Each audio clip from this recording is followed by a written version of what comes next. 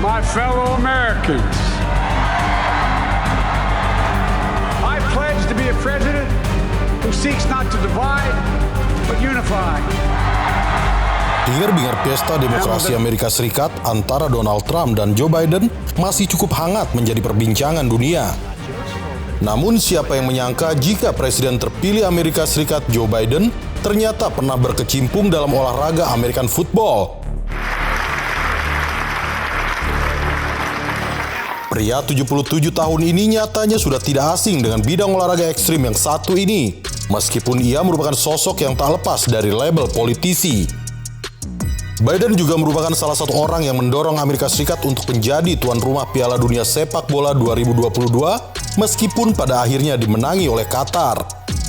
Biden diketahui menyukai olahraga casual dan juga penggemar baseball dan Amerika football, yakni Phillies and Eagles. Selain itu, ia juga penggemar New York Yankees, di mana kecintaannya tersebut diturunkan dari sang kakek yang juga sangat mencintai Yankees. Biden juga kerap hadir di pertandingan Major League Baseball, Major League Soccer, serta National Football League atau American Football.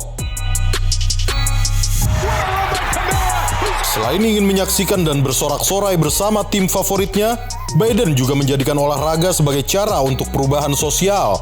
Hal itu pun diperjelas dengan dukungannya terhadap para kaum wanita untuk mendapatkan gaji yang sama di ranah sepak bola Amerika, serta pendiriannya terhadap kampanye soal Black Lives Matter.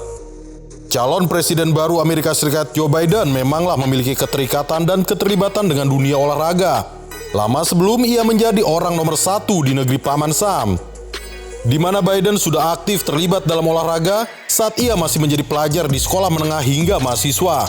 Di sekolah, sosok Biden menjadi bagian dari tim American Football yang merupakan cabang olahraga yang membuat ia menjadi percaya diri karena sempat memiliki masalah dalam berbicara. Sebenarnya Biden tidak hanya bermain dalam satu cabang olahraga saja, karena Biden memainkan banyak olahraga saat ia bersekolah di Archmere.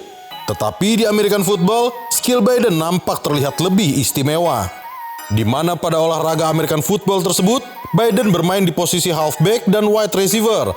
Bahkan sang pelatih E. John Walsh mengatakan bahwa Biden merupakan salah satu penerima umpan terbaik sepanjang 16 tahun karirnya sebagai pelatih kala itu. Kehadiran serta kualitas permainan Biden semakin teruji ketika tim yang menaunginya kala itu tidak memenangkan lebih dari 2 pertandingan dalam belasan tahun. Hingga akhirnya Walsh mengambil alih sebagai pelatih kepala di Archmere pada 1960, namun keadaan tidak terlihat jauh lebih baik dari musim sebelumnya. Karena Walsh merekrut pemain dari antrian makan siang yang berjumlah 18 anak yang muncul untuk bermain di kamp pelatihan. Namun ternyata, timnya berhasil mengejutkan banyak orang setelah memenangkan gelar konferensi dengan rekor sempurna 8-0, dan Biden adalah salah satu faktor utama dari kemenangan tim tersebut. Hal tersebut dikarenakan Biden mampu mencetak 4 gol dalam 4 pertandingan konferensi Archmere dan menjadi pemain dengan poin terbanyak dari siapapun di tim tersebut. Mantan Wakil Presiden Barack Obama itu juga berhasil mencetak 6 gol dalam 4 pertandingan non-konferensi tim dan menjadi salah satu pemain dengan poin tertinggi di negara bagian Delaware. Beberapa touchdown Biden masih bisa dilihat dari video yang diposting oleh quarterback-nya di Archmere, Bill Peterman.